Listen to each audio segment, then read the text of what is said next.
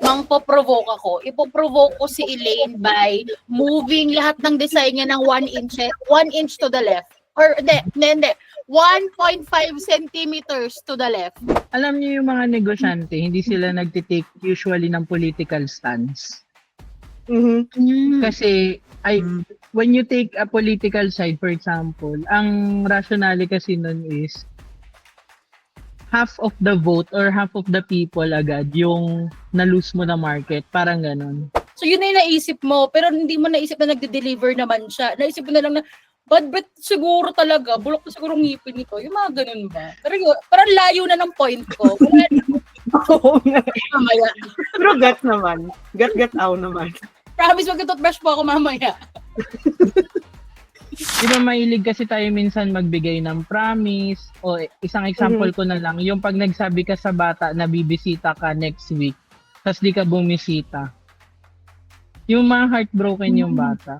Correct. Wow, ang galing niya naman, natapos niya ng isang upuan. Siguro iniloko lang ako nito. Ganun. Hindi. Tapusin mo na isang upuan. Ka. Tapusin mo Pero na isang ipasa mo upuan, after a pero week. singilin mo for 2 weeks. Ganon. Correct. Oo. Mindset ba ganon?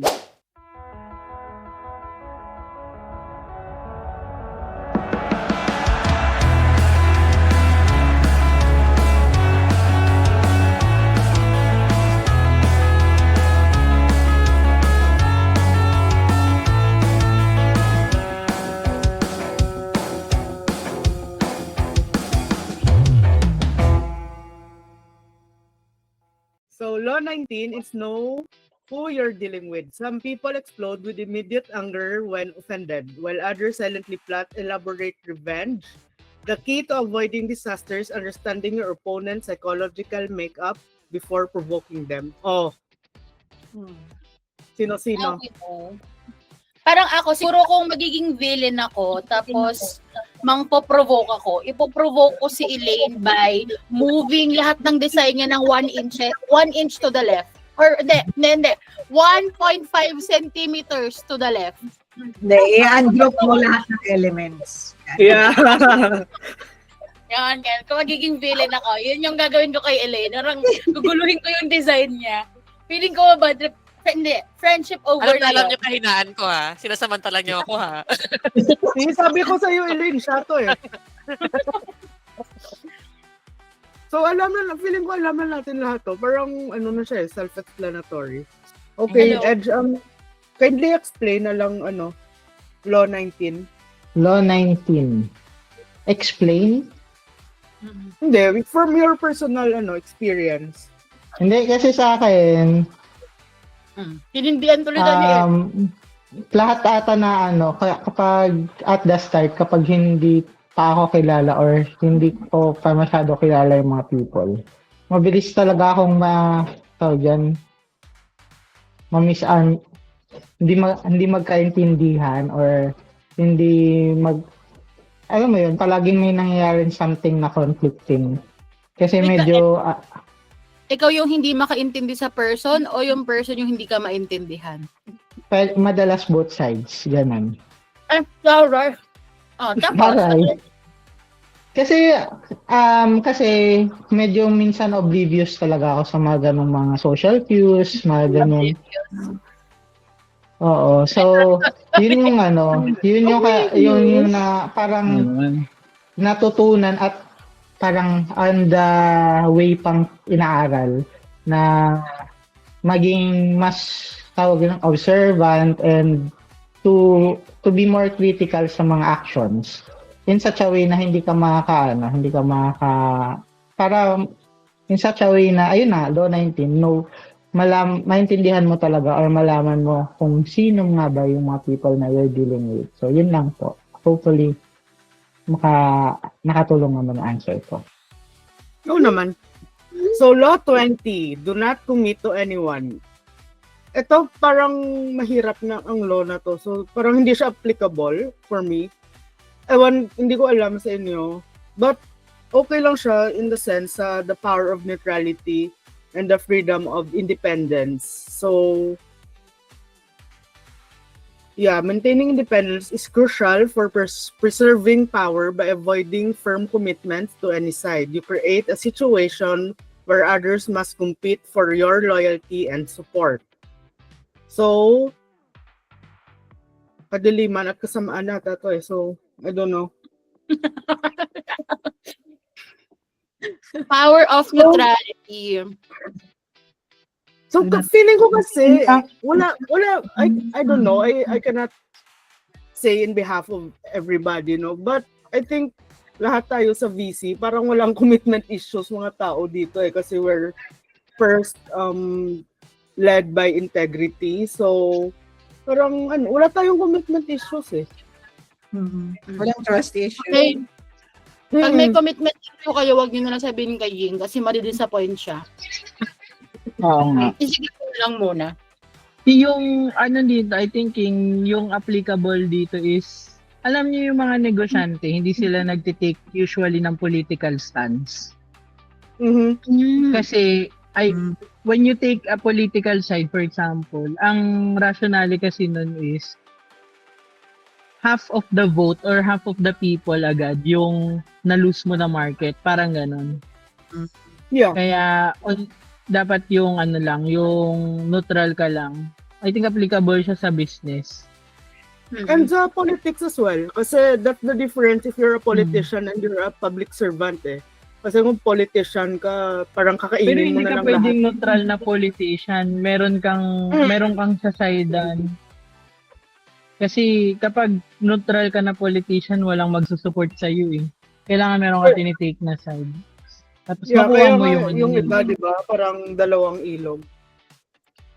Ay, ganun yung ginagawa ng iba, di ba? Nagja-jump sila from one political stance to another. Kasi para makuha nila kung alin yung For the many majority years. ng vote at the moment, di ba? Yes.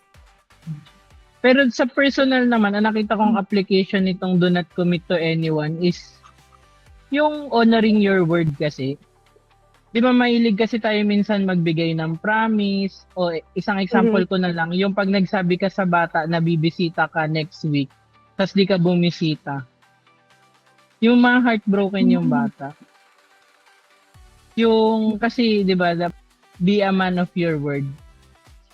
Yeah. Also, tapos ko na nga pala basahin panoorin yung Vinland Saga lang. So, nagets ko na kung bakit you do not have enemies, nobody does. Ano siya, tungkol siya sa pacifism pala. So, parang wala kang enemy until i-treat mo sila na enemy. Parang ganon.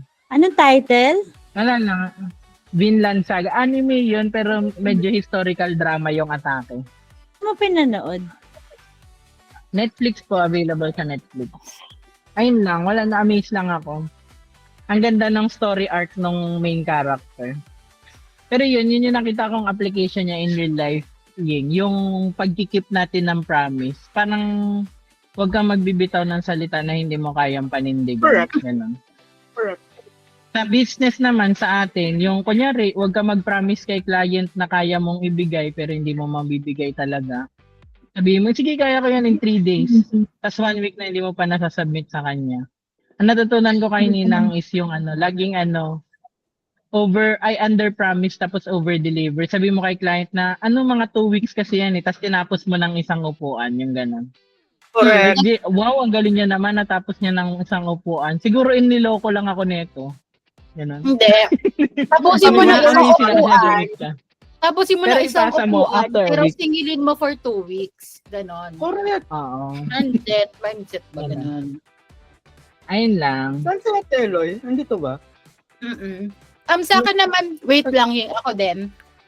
Okay, For go. this law, parang naalala ko yung, parang sinasabi na parang yung alliance mo or yung loyalty mo, let's say for example, in a group setting or in a team setting, yung alliances mo is not with individual people, pero towards the goal of the team or towards the team. Kasi regardless, magkakaiba talaga kayo ng perspective sa buhay, magkakaiba kayo ng stand, magkakaiba kayo ng yung level of integrity, morality, yada, yada, yada. Pero at the end, yung loyalty mo lies dun sa parang one goal na meron kayo as a team. So, you are preserving your power by making sure na you are not committing to someone else within the team. Pero you are committed to the purpose. Kung ba't kayo magkakasama, kung ba't kayo magkaka-team, kung baga yung goal, dun kayo loyal sa goal, hindi kayo loyal sa tao. Kasi regardless, pwede mag-iba yung ugali ng tao, pwede siya mag-change, or kung baga may flaws kasi tayong lahat eh. So sometimes yung flaws natin, yung mga taong hindi talaga kaya tanggapin yung flaws mo. So, if you're gonna commit to a person, and then eventually you discover na parang, ay, ayoko pala tong person na to, dun ka mahihirapan kasi biased na yung decisions mo, biased na yung, kumbaga may prejudice ka na with the person. And at some point, kapag kunyari katrabaho mo, tapos may prejudice sa katrabaho mo, kahit magaling siyang worker, dahil may prejudice ka na, hindi mo na nakikita na performing naman siya, wala naman siyang escalation, maayos naman deliverable niya, pero kasi naisip ko, ay kasi di yun nagtutoothbrush yun, nag-team building kami, baho hininga niyan, o diba? So yun na yung naisip mo, pero hindi mo naisip na nagde-deliver naman siya. Naisip mo na lang na, bad breath siguro talaga, bulok na siguro ngipin nito, yung mga ganun ba? Pero yun, parang layo na ng point ko. Wala na, Oo nga. mamaya. Pero get naman. Get out naman. Promise, mag-toothbrush po ako mamaya. At dahil kung Maligo kayo, di ba sabi dun sa Happy Tea? Ate Eloy, watch the next slide. This is for you, and wala po ako ang bag dito. Sila po yung gumawa nito. From that. Happy birthday to you. Happy birthday to you. Happy birthday, Eloisa. Happy birthday to you.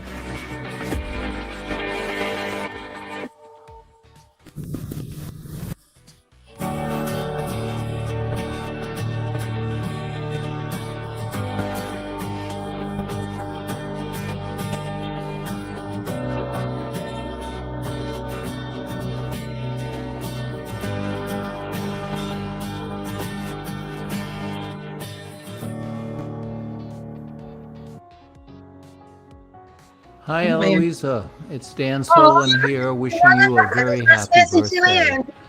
My wish for you on your birthday is that you continue to live a happy, fulfilled, and enriching life. And as for how using Virtual Champions has impacted our business, all I can say is if you went out of business, I'd go out of business with you. So thank you so much for all that you've done for me. And I hope we have a beneficial relationship for many years to follow. Happy birthday, Eloisa from Sydney. I hope you have a wonderful day. Thank you so much for all of your support. My wish for you is that I don't ever change any names of any fields ever again to mess up your make.com occupation. I just want to say thank you so much for Virtual Champions for providing us the support. We are leaning into one system which is going to add so much value to our business. So thank you so much for your continued support and putting up with me changing custom fields. Happy birthday. Hello, good morning, Eloisa. Happy birthday to you. Your team requested this, which is a nice video for you. It's very, very, very sweet. Kudos to you and your team, and have a lovely day with your family, friends. Enjoy. Thank you, Lalo. Hello, Madam. Happy birthday. Naligo ako ngayong Friday night para sa'yo. Congrats sa'yo. Thank you sa opportunity na makapasok ako dito sa VC. Masaya ako nakilala kita. Grateful ako sa lahat. Tsaka alam mo namang naluloka ako sa buhay ko ngayon. Pero andun ka pa rin para, alam mo yun, makinig. Tsaka tanggapin ako, pati ang pagkatao ko. Yun lang. Happy birthday. Happy birthday, Ate Eloy.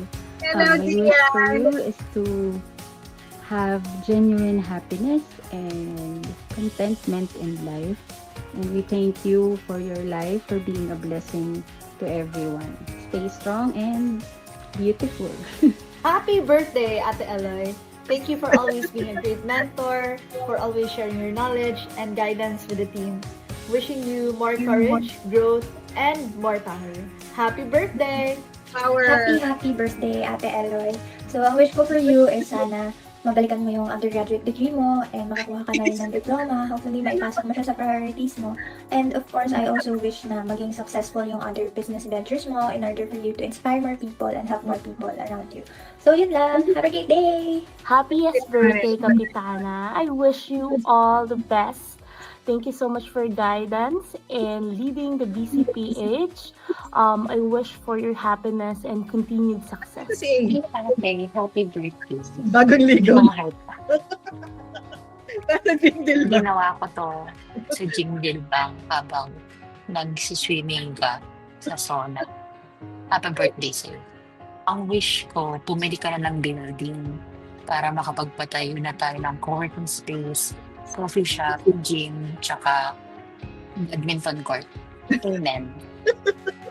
Happy 40th birthday, Miss Eloy. I just want to thank you for your existence, for Virtual Champions, and of course, for making me realize that meron pa palang mabait, generous, and makataong boss. Ang dami kong bagay na gustong ipagpasalamat na meron ako ngayon dito sa View. And I just want to Meron pang loan. Bago pang loan. And sana hindi po kayo magsawang tumulong sa ibang tao. Yun lang, and enjoy your day. Happy birthday, Nay Eloy. My wish to you is more. More clients to come, more happiness in life, and more children kung plano niyo tanikita. Ito lang po, happy birthday. Bye-bye. Parang photo na ako sa'yo.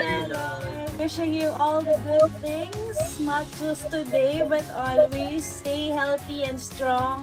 And here's to more adventure for us, for VC, for everybody. I love you! Ay nang, happy birthday. Ang wish ko for your birthday ay world domination.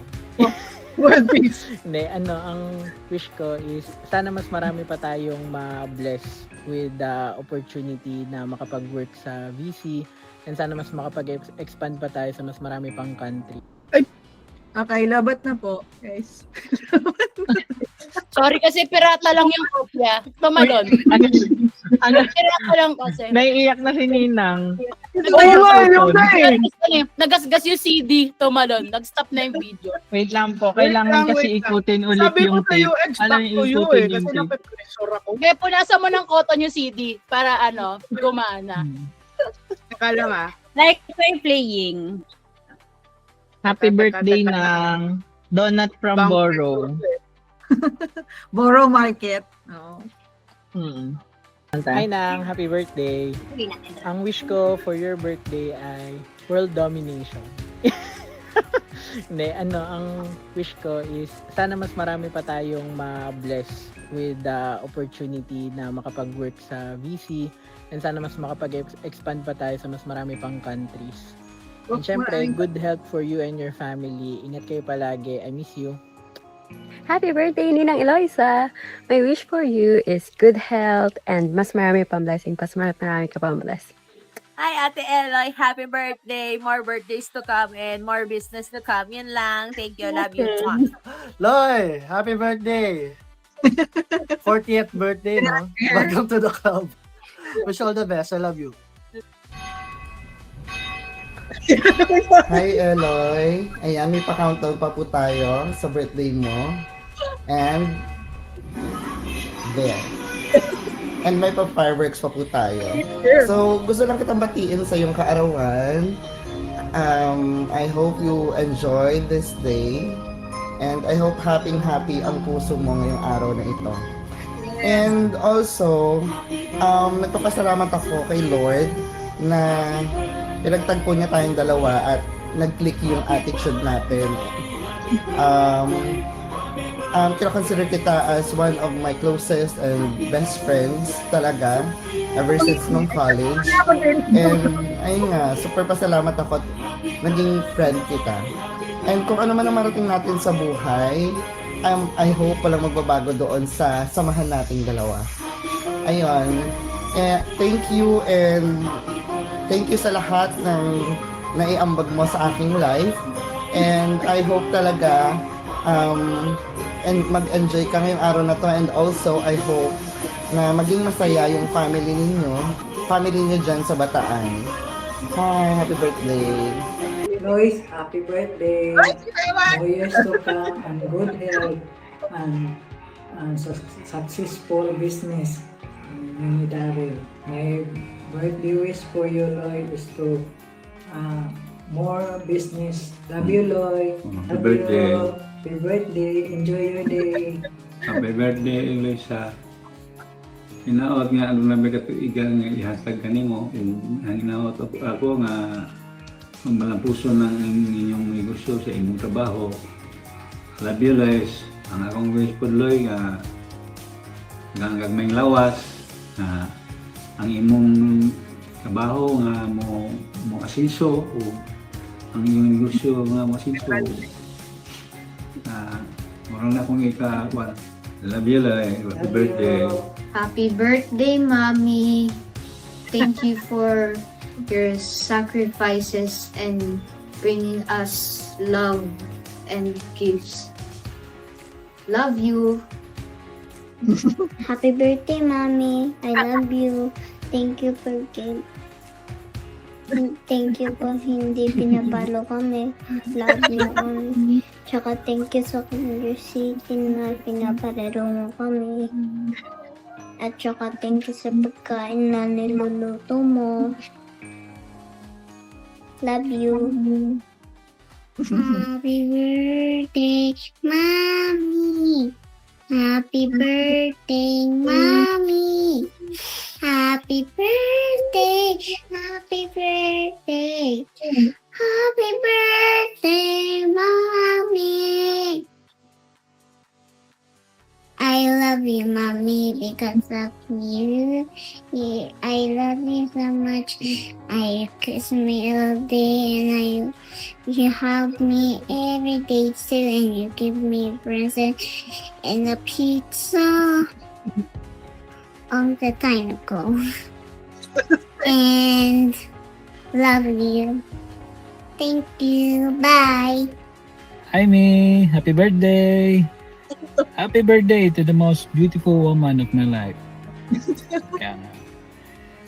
Siguro pansampung take ko na to, pero try ko pa rin. Sa sobrang dami na gusto kong sabihin, hindi ko na alam kung paano pagkasyahin lahat. At masaya, no? Kasi lahat kami actually masaya para sa araw na to na i-greet ka sa napaka-special na araw. So, gusto ko lang sabihin na maraming salamat sa lahat. Maraming salamat. It's been 40 years, no? Until now, wala pa rin nagbago. Ikaw pa rin ang isa sa mga pinaka-genuine na tao na nakilala ko. Kung meron mang isa na labis na umahanga sa'yo, ako yun. Sobrang hanga ko sa talino mo, sa galing mo, all around. Isang package lang lahat, napakagaling mo. Kahit kami mga bata, proud na proud kami sa kung ano ka naging. So, kung meron man akong wish sa birthday mo, isa lang. Siguro number 1 talaga yung health.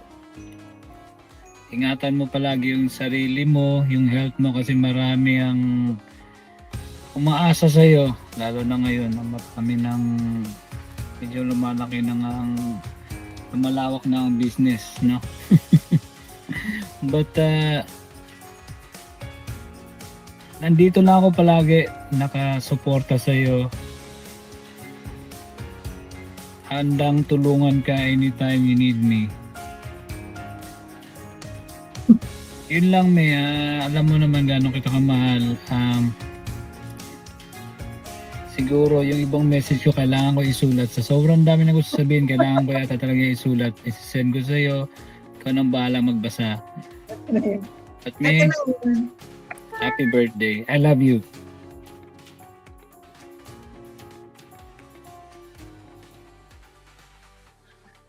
Nakarating naman pala yung sulat. Yeah. Pagising ko may May pa love letter. Ako yung hindi nakarating dun sa video na yun, pero naiyak kasi ako dun sa traffic enforcer. Traffic enforcer sa video.